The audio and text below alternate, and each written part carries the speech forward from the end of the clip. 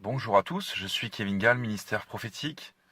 Nous sommes le 27 septembre 2018, il est 3 heures du matin.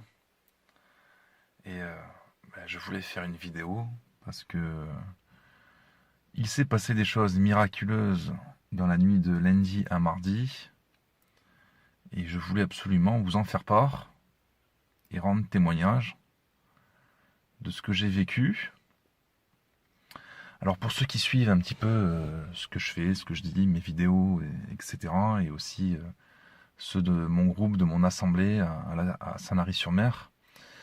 Bon, vous savez qu'on a eu quelques difficultés et que depuis 3 mois on subit des divisions.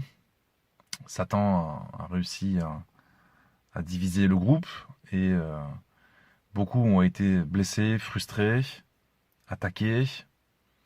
Et il y a véritablement eu un combat spirituel pour que tout ceci redevienne à la normale. Et personnellement, moi j'ai été visité par le Seigneur, donc dans la nuit de lundi à mardi. Bon, je ne vais pas trop rentrer dans les détails sur comment les choses se sont passées, mais j'ai reçu une puissance d'amour mêlé de crainte, avec un ordre très clair du Seigneur, qu'il fallait que j'aille chercher les brebis égarées, les brebis qui sont seules, et pour beaucoup, certaines même, qui sont attaquées. Et Dieu, pour ça, m'a donné un amour profond. Et vous savez que j'avais des difficultés, des problèmes avec certains membres de mon église, notamment avec le frère André. Et tout ça, ça a été balayé en un instant, avec l'amour de Dieu. Et dans la nuit, mais j'ai appelé je ne sais pas combien de personnes, et j'ai écrit à je ne sais pas combien de personnes du groupe. Et il y a eu des demandes de pardon, de la réconciliation. Et en face, bon, il y avait déjà aussi des chrétiens qui priaient pour qu'il y ait une réconciliation, un renouveau dans le groupe, une reconstruction du groupe. Beaucoup priaient, moi-même je priais bien évidemment. Et puis finalement, la chose est en train de s'accomplir.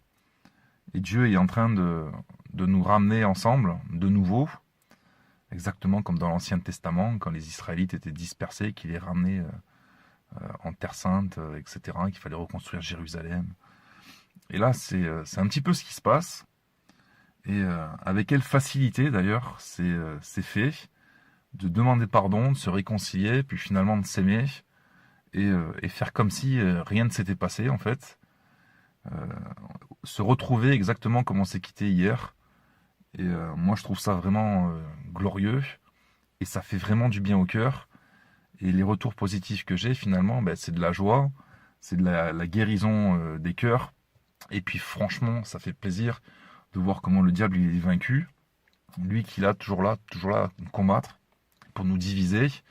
Et qu'il utilise les calomnies, les médisances, les mensonges. Il tord le sens des choses. Il envoie de fausses visions, etc., etc. Et tout ça, tout son travail a été éradiqué en l'espace d'une nuit pour beaucoup de membres. Et du coup, on arrive à se retrouver et c'est vraiment formidable. Et je sens une paix, une grande paix dans mon cœur pour avoir accompli la volonté de Dieu sur ce point. Je sens le Saint-Esprit qui se réjouit et ça me donne vraiment une dose supplémentaire d'amour, de compassion, de miséricorde. Et je sais qu'il y a encore plein de choses qui vont changer dans ma vie, dans le ministère. Et franchement, voilà, je pense qu'il y a des choses qui vont se débloquer. Ça va être glorieux. Et je m'en remets à Dieu pour continuer les choses dans ce sens. Mais voilà, l'amour de Dieu, l'amour de Christ, vous savez, quand vous le recevez, quand vous êtes visité, ça change quelqu'un, ça change un homme. Même si vous êtes dans le Seigneur depuis 10 ans, 20 ans, 30 ans, à force d'être attaqué, agressé par le diable, eh bien, il y a souvent des blessures qui ont du mal à cicatriser, d'autres blessures qui s'ajoutent, etc. Puis finalement, le cœur s'endurcit pour essayer de se protéger, etc. Puis en vérité, c'est pas comme ça qu'il se protège. Le cœur, en vérité, il se protège avec l'amour de Dieu. C'est avec l'amour de Dieu qu'on arrive à tout surmonter. C'est avec l'amour de Dieu qu'on arrive à pardonner, à oublier les offenses. C'est avec l'amour de Dieu que finalement le mal ne nous atteint pas, que les mauvaises paroles ne nous atteignent pas. C'est avec l'amour de Dieu qu'on arrive finalement à vaincre les œuvres du diable, de médisance, de calomnie, de mensonges, etc. Et puis qu'on arrive carrément à aimer nos ennemis, à prier pour eux, et à aller vers eux pour leur faire du bien, pour leur demander pardon, et pour tenter une réconciliation, vous voyez. Et quand on est investi de cette puissance-là, mais on peut changer beaucoup de choses. On peut changer sa famille, on peut changer ses amis, on peut changer le milieu dans lequel on travaille. Vous pouvez changer toute votre église qui est en train de s'écrouler quelque part. Et puis même, vous pouvez changer toute une ville, tout un département, une région, une nation, le monde entier. Vous pouvez changer avec l'amour de Christ. Vous pouvez faire des exploits avec Dieu, avec l'amour. Et donc, c'est quelque chose qu'il faut cultiver par-dessus tout. Et c'est les recommandations de Paul, notamment dans 1 Corinthiens chapitre 13, vous savez. Et c'est beau, c'est magnifique, c'est glorieux. Il y a beaucoup de choses qu'on peut voir, c'est vrai. Mais la manifestation de l'amour de Dieu, vraiment une manifestation surnaturelle de l'amour de Dieu, qui renverse des forteresses démoniaques, de méchanceté. Mais c'est magnifique. Vous pouvez arriver à amener des personnes à Christ, à la conversion, en Jésus-Christ, au salut, avec la puissance de l'amour. Et ça, c'est quelque chose qu'il faut cultiver, c'est vrai. Et j'ai envie de dire, moi le premier, bon, il y a beaucoup de personnes qui me reprochent mon manque d'amour, dans le fond, dans la forme, etc. Mais bon, vous savez, je suis entièrement d'accord avec vous. Et on a tous besoin de cultiver ça. La connaissance ne suffit pas. La puissance des prodiges et des miracles ne suffisent pas également. Et je suis d'accord pour travailler ça, changer et m'améliorer dans ce sens-là. Et devenir vraiment agréable à Dieu sur ce point. Surtout en tant que dirigeant ou conducteur spirituel, nous devons être des lumières qui guident les autres chrétiens, en fait, à croître en amour, en sagesse, en connaissance et bien évidemment en bonnes œuvres. Et il faut également montrer l'exemple dans le domaine d'aimer ses ennemis, dans le domaine de faire du bien à ceux qui nous font du mal, de bénir ceux qui nous maudissent, etc. Et je suis conscient que j'ai du travail à faire sur ce point. Et je vais même plus loin, j'ai besoin de vous, j'ai besoin de vos prières. J'ai besoin que vous priez pour moi. Et j'ai envie de dire, mais venez, on s'unit, on se rassemble, on travaille ensemble à cultiver l'amour. On prie ensemble pour que l'amour de Dieu nous remplisse, nous envahisse, de manière à rayonner Christ dans le monde. On a besoin de ça, on a besoin de s'unir pour prier, pour être rempli de l'amour de Dieu. Parce que c'est pas quelque chose d'humain. On ne peut pas changer notre cœur nous-mêmes. Il faut absolument la puissance de Dieu, l'amour de Dieu qui descende, s'installer dans notre cœur pour nous transformer, nous changer. Et quand ça arrive, eh bien, vous pouvez facilement devenir une autre personne très rapidement. Et là, à ce moment-là, c'est vrai, on ne va pas vous reconnaître, on va se dire, mais tiens, qu'est-ce qui lui arrive? Il se met à parler de telle manière, il se met à manifester de l'amour, il se met à aimer, il se met à pardonner, il est calme, il est paisible, il a la paix, on sent qu'il est investi, qu'il a la plénitude du Saint-Esprit, il a toujours les louanges sur les lèvres, il est calme, il est paisible, il est toujours en train de donner des bons conseils, il est toujours en train de prier, il est toujours finalement en train de bénir et d'aller dans le sens du bien. Et je pense que c'est ce qu'il nous faut à l'heure actuelle. Vous savez, en temps d'apostasie, il y a beaucoup de choses qui sont mauvaises dans les églises, parce que le mal se développe en tout point, vous savez. Mais l'amour, c'est la priorité pour vaincre l'apostasie. Parce que l'amour, ça va nous aider à prier pour les uns et les autres. Vous voyez ? Et des prières qui portent, c'est des prières qui sont faites avec sincérité et humilité, mais avec l'amour. Parce que la Bible dit justement, Paul parle d'adresser des prières à Dieu avec un cœur purifié, un cœur pur, des mains pures. Un cœur pur, c'est un cœur qui est dépourvu de méchanceté, d'hypocrisie, de duplicité en fait. C'est je vais prier pour tel pasteur, pour continuer un peu avec les vidéos précédentes que j'ai faites concernant les pasteurs. Je vais prier pour tel pasteur qui s'égare. Je vais prier pour telle église qui est en train de sombrer. Exactement comme mon assemblée qui était en train de se diviser complètement. Et il a fallu que le Seigneur intervienne. Mais il est intervenu avec la puissance de l'amour pour changer les choses, je vous le dis.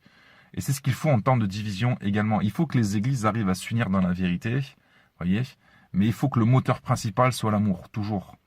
Parce que l'amour, je le répète, ça va nous pousser à prier. Et nous sommes dans un combat spirituel et les choses ne peuvent changer que d'abord dans le monde spirituel. Il faut d'abord que les démons soient écrasés, soient chassés dans le monde spirituel. Il faut que la main de Dieu descende. Il faut forcer la main de Dieu à agir. Il faut forcer Dieu à intervenir dans certaines situations de conflit où le diable est en train de gagner du terrain.